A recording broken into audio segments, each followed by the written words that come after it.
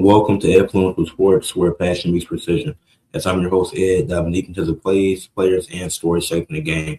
And yesterday we got two classic conference championship matchups. We're both completely different games, one low scoring, one high scoring. But both games were fantastic. One of the best conference championships we've seen in the last few years. And make sure y'all leave a like on the video, subscribe to the channel, comment, and share. And let's get to the first game. The one-seeded Broncos without Bo Nix taking on the two-seeded Patriots. As we know, Bo Nix was out with an ankle injury, so the Broncos now had a starting quarterback who had been great all year, had a lot of game-winning drives. So without them having him, it was going to be tough. And then the Patriots, they beat some of the top 5 defenses already. The Chargers were number 5, I think. Yeah, the Chargers were the 5th best defense in the league. The Texans were the best defense in the league, and the Patriots beat them, and they were facing the number 2 defense in the Broncos. Both teams were 14-3 this season, but it came down to a common record, a tiebreaker, which the Broncos had since the Patriots lost to the Raiders early in the season. And I think the Broncos swept the Raiders since they play twice in the same division, of course.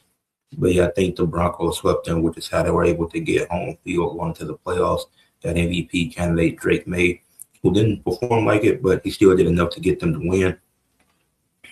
First quarter, you had Jarrett Stidham 54-yard dot. Well, the first play of the game, the Broncos had it first. It was a struggle for both teams. They both went 3 and out. They exchanged 3 and outs. But then Stidham had a 54-yard dot to Marvin Mims that set up a scoring play. And there was threw a touchdown to Sutton. They were up 7-0. That's how the first quarter ended. There was only that 54-yard pass was the biggest play of the first quarter. So after that, not much happened until you get to the second quarter, which the Patriots have been struggling to get inside the 50 for most of that first half. And then Stidham threw a backwards pass that should have been a fumble recovery touchdown, but the refs blew the whistle for whatever reason. Like, even if you can't tell if it's backwards initially, you don't blow that dead. You just let the play continue. You let them pick it up and run it for a touchdown. Then you review it after. That's what you're supposed to do, especially in the playoffs. Like, even in the regular season, it's still not a mistake you should have, but you especially can't afford this mistake in the playoffs. Because, like, obviously the Patriots did end up scoring off of that. Drake May, he had a rushing touchdown, a 5 on that. But they should have already had that touchdown. It should have been 7-7 once Stidham fumbled when he threw the backwards pass, because the ref should have just let the play go on and then reviewed it after to see it's just a touchdown or was it a forward pass. That's what the refs are supposed to do. I feel like the refs should always let the play go on and review it after, especially when it's a call that close. I always feel like the refs should just let it play on, review it after. But then it's 7-7. Both teams end up missing field goals. Well, actually, the Broncos had a chance to kick a field goal. They didn't. It was 4th and 1. They went for it. It's a lot of criticism on Sean Payton for going for it, but if they converted on that 4th and 1, people would have called him a genius. It's because he didn't convert that people have a problem with it. At the end of the day, the play wasn't a terrible play, yes, because I think they could have converted if they would have ran it up the middle. I didn't know what the plan was on 4th and 1.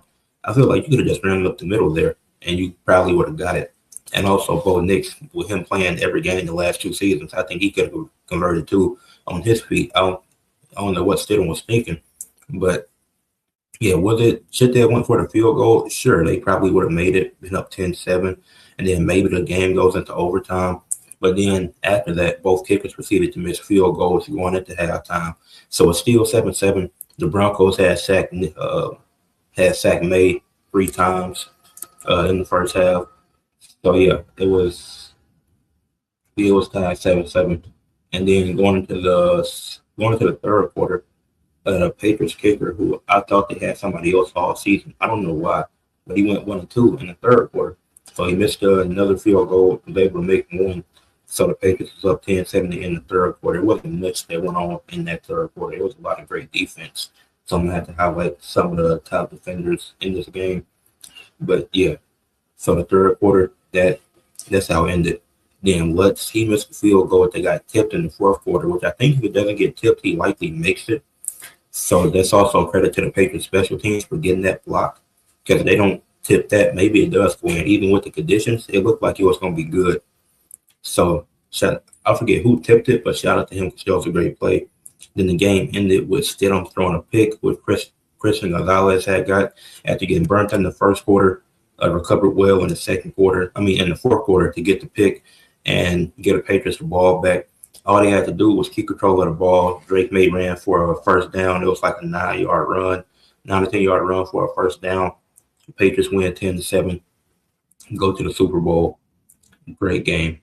The Broncos played well with a backup quarterback. He had Jarrett Stidham 17 to 31, 133 yards. Did take 3 sacks for 31 yards, but he had a touchdown. So it's like obviously with a backup quarterback, I'm not expecting much, but he played slightly better. Him and Drake May played around the same. He had 4 carries for 23 yards. Drake May had, well, not to say Drake May played better, but Jarrett Stidham kept up with him. Drake May only had 86 yards and 5 sacks, but he did have 10 carries for 65 yards and a touchdown. So I do have to take that into account, what Drake May was able to do with his legs in that game. So it's like the pass game wasn't working due to how good that Broncos defense is, but he was able to run a few times and had one of the clutchest runs, had the clutchest run of the game, but it wasn't high scoring, wasn't nothing crazy, a dogfight between both teams. Player of the game for the Broncos was DJ Jones with 2 solo tackles, 4 assisted tackles, 2 quarterback hits, 2 tackles for loss, and 1.5 sacks. Like I said, they got great defense all night. Malcolm Roach, he had 2 tackles for loss. Janai Ellis, Q Robinson. They all did their thing defensively. Then for the Patriots, Christian Gonzalez, like I said, he got burnt in the first quarter, but he picked it up after that. After he got burnt on that play, Christian Ellis, he did his thing.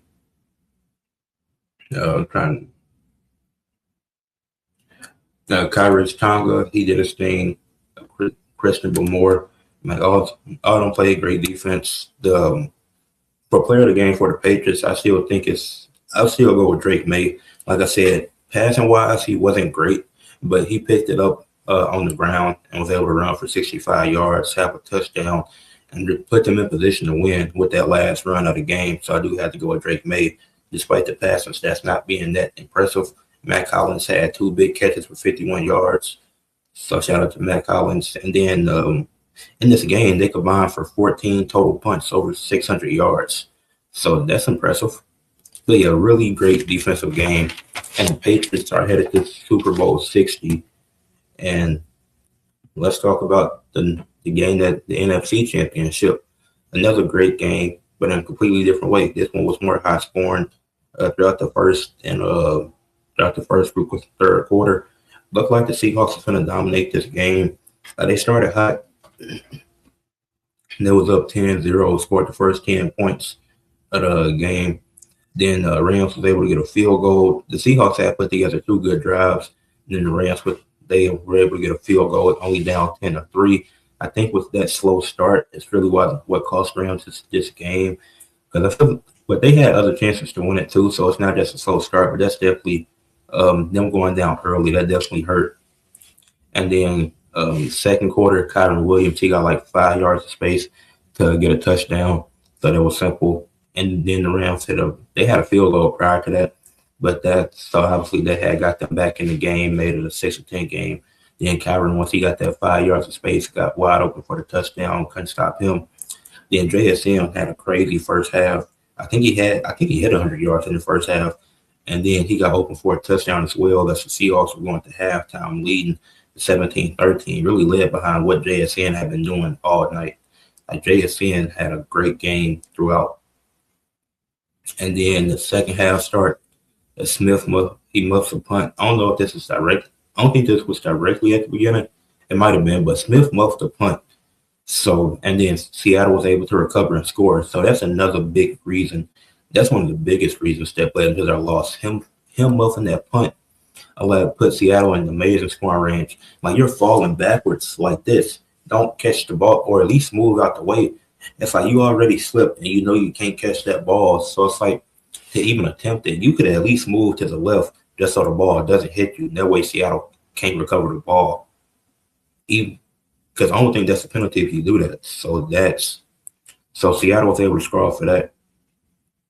So that's one of the biggest plays. Aside from the slow start, in which you recovered after that, you had Kyron Williams get a touchdown, you had a field goal, and you're only down 4 at halftime. So then that muff punt can put you down 11 because they made the extra point. So then it's 24-13, and you're still in it because Stafford is the MVP candidate, one of the best quarterbacks of all time, probably making a case for top 10 soon, especially if he gets MVP and depending on how these next few years go. But then Seattle scored, and they did respond with Devontae Adams getting a touchdown. And then it was Tariq Woolen. He almost had a pick, but he dropped it. So that could have cost Seattle if he didn't get that pick. Because obviously they were still up, but that's not a pick you can afford. But you can't afford to drop that pick, especially in the playoffs. Any pick that you can secure, you got to get that in the playoffs. No matter how big or how small, it also would have looked better for you as an individual player, as for your statistics as well. And then third quarter, both teams had 2 touchdowns in the third quarter, but Seattle's came up a product of a muff punt. So then it was the Seahawks had a 31-27 lead to end the third quarter. And it wasn't not much happened in the fourth quarter. It was really no scoring. This is when both teams played their best defensively. This is when both teams really stepped up defensively. Like, it was a high-scoring game throughout the first through third quarter. And then the defense, they really stepped up and did their thing. And then nobody was able to score. And Puka, he got Stafford passed to Puka like mid-field, tried to get to the sideline, but he didn't get out in time. So the Seahawks win the game 31-27. Man, obviously, it would have been tough to get out of bounds anyways. I think they should have just threw deep there. I think you only have like 10 seconds, so it's not like it's definitely possible. Like, if Puka was closer to the sideline, I could have saw it, but I felt like just take the deep shot, do a lateral, but pass it to Puka right in that direction. That wasn't a good idea in my opinion. That's a bad play calling. And then for the Seahawks defense, obviously one of the best in the league, DeMarcus Lawrence had 2 tackles, 1 sack. So I think you could probably say he was player of the game on defense. Like I said, it was high scoring, so it was hard to point out a lot of the defense. But at the end, they really stepped up. Ernest Jones had 6 solo tackles. Devon Witherspoon, 2 pass deflections. Nick Aramaro, 3 pass deflections. Then for the Rams, you had Cameron Kinchins with 1 tackle for loss. Brandon Fisk with 2 tackles for loss. Had a few sacks. Jared Verse had a sack in this game.